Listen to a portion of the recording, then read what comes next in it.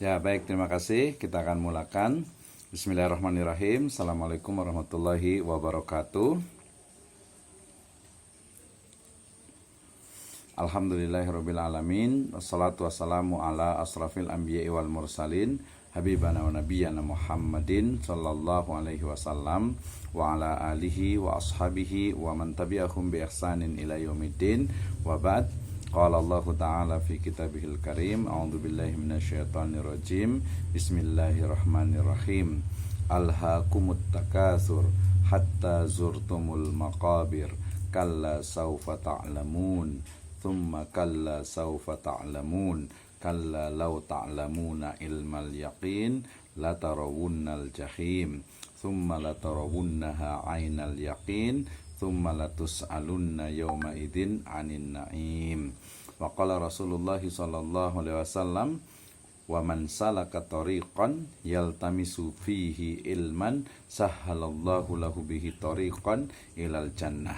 Wa qala aidan, may yuridillahu bihi khairan yufaqihu fiddin. Amma ba'd, fa inna asdaqal hadithi kitabullah wa khairal huda hudan nabiyyu sallallahu alaihi wasallam.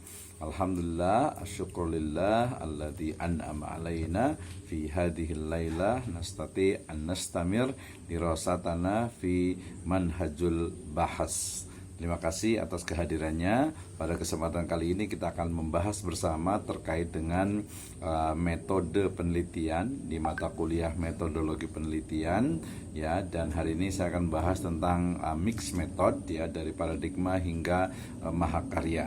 Ini penting, ya, bagi mahasiswa, ya, agar kita bisa memahami bagaimana metodologi, ya, ilmu tentang metode, ya, mendapatkan ilmu pengetahuan, ya. Baik, saya awali dengan firman Allah Subhanahu wa taala dalam surat At-Takatsur, ya. Di situ ada kata-kata mulai dari kalla saufa ta'lamun, thumma kalla saufa ta'lamun, kalla law ta'lamuna ilmal yaqin la tarawunnal jahim, thumma la tarawunnaha 'ainal yaqin, thumma la tus'alunna yawma idzin 'anin na'im, ya.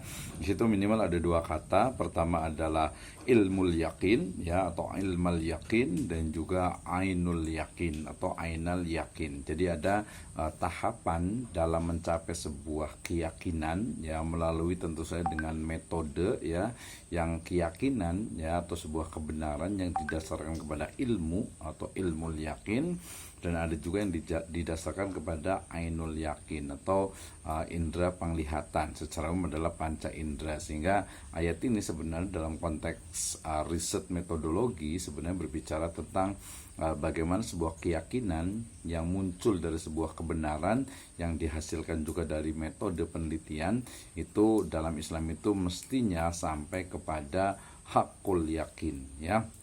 Jadi bukan hanya ilmul yakin atau ainul yakin, tapi sampai kepada derajat hakul yakin, ya. Demikian juga Allah Subhanahu wa taala berfirman, ya, tadi disebutkan, ya, dan juga di hadis Nabi SAW riwayat Muslim, wa man salaka tariqan yaltamisu fihi ilman sahalallahu lahu bihi tariqan ilal jannah. Ya, siapa saja yang menempuh jalan untuk mencari ilmu, ya, termasuk berarti yang kuliah ini, gitu, ya, maka dia akan dimudahkan oleh Allah Subhanahu wa taala. Makanya kalau kuliah itu niatnya harus ikhlas karena Allah Subhanahu wa taala, gitu, ya. Jadi kita belajar terutama di metodologi penelitian. Dan riwayat Bukhari dan Muslim juga disebutkan mayyuridillahu bihi khairan yufaqihu fiddin, ya. Siapa saja yang Allah kehendaki mendapatkan seluruh kebaikan atau kebaikan, ya, maka Allah Subhanahu wa taala akan yufaqihu fiddin, akan memahamkan dia tentang agamanya. Oke, ya, dari sini kemarin kita sudah pahami, masih ingat, ya, bahwa dalam metode penelitian itu minimal itu ada 4, ya, ada 4 tipe, ya. Yang pertama adalah bagaimana learning atau riset to do, jadi penelitian, ya, untuk melakukan sesuatu. Kemudian yang kedua adalah penelitian untuk mengetahui, ya, dan yang ketiga adalah penelitian untuk memilih, ya. Jadi itu nanti dari sisi penelitiannya. Nah, fungsi penelitian saya sebutkan, ya, ada need to know. Jadi kenapa kita meneliti? Karena untuk mengetahui ya tentang berarti menggunakan nanti metode kuantitatif, bisa juga menggunakan metode kualitatif dan juga menggunakan mix method atau ex post facto ya. Sedangkan need to do itu biasanya risetnya adalah terkait dengan R&D ya, kemudian juga menggunakan action research ya. Sedangkan yang need to choose ya, yang need to choose itu biasanya terkait dengan metode penelitian ya, yang sifatnya itu adalah evaluation research, jadi penelitian yang istilahnya itu untuk mengevaluasi ya, dan juga nanti policy research yaitu penelitian yang sifatnya itu adalah kebijakan. Oke. Nah, jadi kita akan belajar tentang gabungan antara kuantitatif dan kualitatif yang disebut dengan apa? Mix method ya. Kenapa ini penting? Karena sebuah kebenaran itu bisa ya diperoleh ya, atau tidak hanya bisa diperoleh melalui kuantitatif atau kualitatif saja, tetapi juga gabungan dari keduanya, atau juga dalam konteks Islam nanti adalah kebenaran yang bersumber dari wahyu Allah Subhanahu wa taala ya. Nah, berarti kita akan belajar tentang posisi dari mix method, kemudian metode penelitian kuantitatif, kemudian kualitatif, kemudian perbedaan antara kuanti dengan kuali ya, kemudian juga kapan mix method itu digunakan, metode penelitian kombinasi, sampai beberapa contoh laporan sistematika penulisan. Baik. Nah, ini yang kuantitatif yang tadi kayaknya udah belajar ya ke siapa ya? Bukan ya, kepada Dr. Zainal kayaknya ya, atau yang lain ya, saya lupa nih ya. Iya kayaknya iya tadi kepada Zainal ya yang tentang itu. Jadi itu namanya metode penelitian kuantitatif menggunakan Microsoft Excel dan juga menggunakan SPSS ya. Jadi itu namanya kuantitatif ya. Kita udah jelaskan, jadi ini nggak usah kita bahas lagi ya. Metode kuantitatif ya penelitian yang menggunakan paradigma positivisme ya, untuk atau menggunakan melalui ya menggunakan alat statistik ya. Bisa menggunakan Microsoft Excel atau juga manual, atau bisa juga sekarang tuh dengan SPSS, itu kuantitatif ya. Nih ya, jadi ini kuantitatif. Bedanya kenapa harus kuantitatif ya, karena beberapa itu memastikan ilmu pengetahuan itu kebenaran itu dia terukur ya, terukur. Jadi bukan hanya yang sifatnya kualitatif saja. Oke. Nah, metode penelitian kuantitatif dia ininya adalah rasionalisme positivisme. Jadi apa, sesuatu yang ada karena ada penyebabnya ya, kemudian juga gejalanya teramati ya, bisa dilihat oleh panca indera. Nah, kemudian juga terukur juga, dan biasanya nanti disebutnya dengan objektif ya, dan ada gejalanya itu dapat dikelompokkan, jadi dapat diketahui secara satu persatu. Baik. Nah, kemudian metode penelitian kuantitatif itu dia pasti ada pengukuran, kemudian hipotesis, kayaknya udah belajar kan ya, hipotesisnya, kemudian teorinya sudah ada, kemudian teori pemikiran baru atau semua pemikiran baru. Kalau teori yang sudah ada biasanya S1, kalau teori dan pemikiran baru itu untuk S2, semua pemikiran baru itu untuk S3 ya. Nah, sedangkan metode kualitatif ini sudah kita pernah bahas juga. Jadi kualitatif itu adalah metode untuk menggunakan ini kuantitatif ya tadi ya. Jadi kuantitatif itu untuk mengukur bagaimana sebuah variabel gitu ya. Ini yang kuantitatifnya. Sama juga ini kuantitatif yang kemarin standar atau level untuk penelitian kualitatif. Jadi yang kalau di S1 itu dia ada korelasi dan regresi sederhana ya. Standarnya kalau yang berganda X1 dan X2 secara simultan berpengaruh terhadap Y, itu biasanya sudah di S2. Kalau S1 juga berarti yang cukup bagus ya. Oke, kemudian ini masih ingat ya, ini sama dengan teorinya yang dibawakan oleh Pak Dr. Zainal tentang metode penelitian kuantitatif ya, bagaimana X1 ya berpengaruh secara langsung terhadap Y, kemudian X2 juga berpengaruh secara langsung terhadap Y, X3 berpengaruh secara langsung terhadap Y. Tapi ada juga nanti intervening atau mediator di mana X1 dia berpengaruh terhadap Y melalui X4 ya. Demikian juga X2 berpengaruh juga terhadap Y tapi melalui X4 gitu ya. Nah, ini lebih detail lagi di mana baik X1 sampai X5 itu dia saling memengaruhi gitu ya, dan ternyata X1 juga tidak berpengaruhnya itu interveningnya tidak hanya satu tapi ada X4 dan juga X5. Ya demikian juga kalau X2 itu juga ternyata dia juga berpengaruhnya bisa melalui X4 dan juga X5 ya. Ini tadi menggunakan SEM ya. SEM itu adalah analisis untuk sequential equation model, structural equation model. Jadi saling mempengaruhi ya. Nah, ini kenapa dalam kualitatif itu dia sebenarnya dia banyak sekali yang dibahas itu ya. Sehingga tadi kalau yang S1 ya cukup yang ini aja, bahkan hanya 2 ya. Kalau yang S1 itu hanya pengaruh X terhadap Y itu sudah cukup ya. Ini jadi tapi minimal udah tahu. Baik, itu kuantitatif. Kemudian yang kualitatif ya, ini adalah eksplorasi untuk menemukan makna ya. Jadi ketika melihat misalnya Isaac Newton ketika melihat bagaimana fenomena apel jatuh gitu ya. Kenapa apel itu kok jatuhnya itu ke bawah gitu ya. Kalau kita nggak mikir kan ya udah tahu ya udah jelas ke bawah, tapi kemudian karena apel itu jatuh ke bawah kemudian muncul istilah gravitasi ya, bahwasanya ada gravitasi bumi yang menjadikan semua benda itu dia akan jatuhnya ke bumi atau ke bawah gitu ya. Nah, karena kan nanti kalau mamanya di ruang angkasa gravitasi itu sudah tidak berlaku, sehingga kemudian ya akhirnya benda itu dia tidak jatuh ke satu tempat ke bawah, tapi dia bisanya melayang gitu ya. Nah, kemarin sudah saya sebutkan juga bahwa dalam metode penelitian kualitatif itu kita itu seperti masuk ke dalam hutan ya. Di hutan itu banyak sekali pohon-pohonan, banyak mungkin binatang gitu ya, banyak juga mungkin bunga gitu ya, dan sesuatu yang mungkin kita tidak ketahui gitu ya.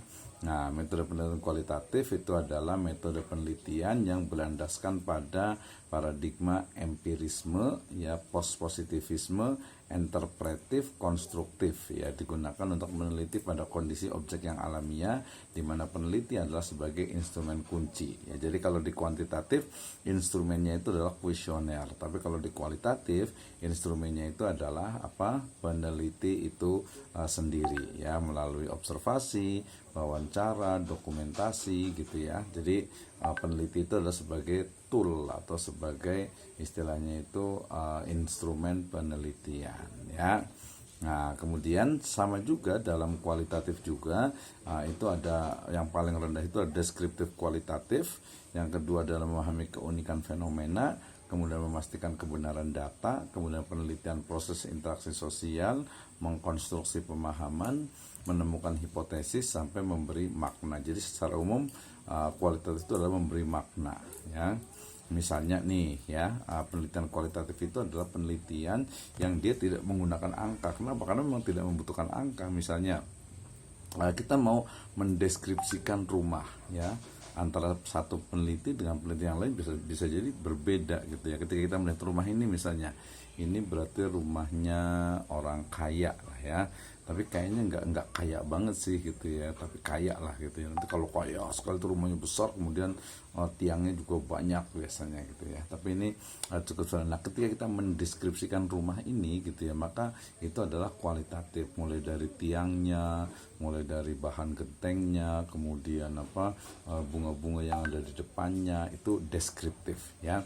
Sama juga nih mungkin teman-teman mungkin ada yang pernah kuliah di ini ya, kemarin saya ke SMA Aliyah ya, Madrasah Aliyah Sirojul Falah gitu ya. Jadi Aliyah juga SMA juga sudah diajarkan untuk mendeskripsikan tentang suatu tempat. Misalnya kita jalan-jalan misalnya ke Masjid Agung Banten misalnya, kita mendeskripsikan bagaimana keadaan di sana, itulah kualitatif gitu ya.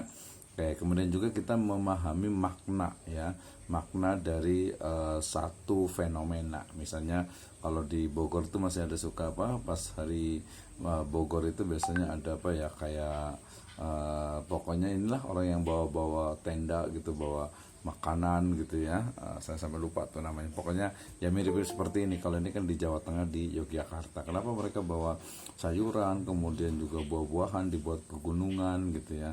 pakaian juga harus pakai pakaian tradisional. Itu maknanya apa nih gitu ya. Demikian juga ini kita sudah bahas kemarin tuh kan ya, kenapa jadi ketika orang itu tersenyum gitu ya, itu maknanya apa ya. Tersenyum itu kan bisa tersenyum bahagia, tersenyum sinis, tersenyum mungkin menghina dan lain sebagainya. Jadi makna itu sendiri. Nah, metode penelitian kualitatif itu seperti ini. Jadi kita melihat banyak sekali bentuk, tapi kita nggak tahu ya hasilnya. Ternyata setelah kita urutkan, ternyata hasil itu bisa membentuk seperti ini, lingkaran gitu ya. Nah, kemudian juga nanti dalam profil pekerja industri permesinan ya, biasanya itu akan cara motong ya. Pemotongan itu akan sangat juga berbagai perlu adanya percobaan ya. Nah, kemudian ini juga sama. Nah, misalnya Anda menjadi seorang manajer gitu ya, kemudian atau HR ya, HRD, kemudian menerima lulusan alumni dari SMU dan SMK ya. Kalau yang dibilang pertama itu kan SMK itu lebih pinter ya, artinya teknisnya. Karena kalau SMU itu biasanya untuk yang kuliah, kalau operator atau SMK biasanya dia langsung kerja gitu ya. Tapi antara lulusan SMU dengan lulusan SMK, ketika dia diberikan training ya, job training dalam masa 36 bulan misalnya, 36 bulan berarti hampir 3 tahun gitu, maka ke tahun ketiga itu kemampuannya itu sama gitu ya.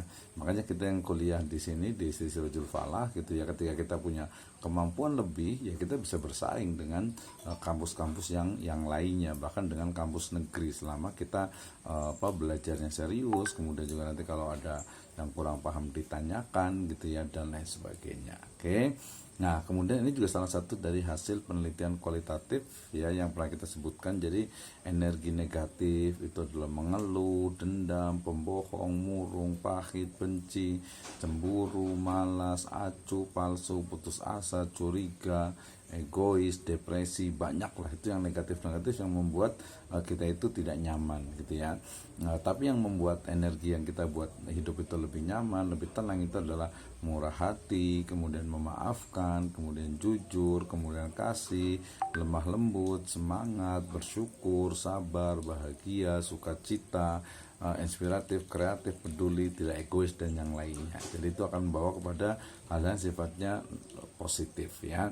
Kemudian ini juga ada seorang peneliti etnografi, Win Sargent, yang dia mau menikah dengan orang Papua ya, bahkan istilahnya itu kepala adat Papua itu. Dia menikah karena dia ingin tahu bagaimana sebenarnya kehidupan asli dari orang-orang Papua gitu ya. Dia sampai menulis buku, Win Sargent ini, People on the Valley ya. Jadi masyarakat di sebuah lembah ya, live with a cannibal tribe in New Guinea ya. Jadi hidup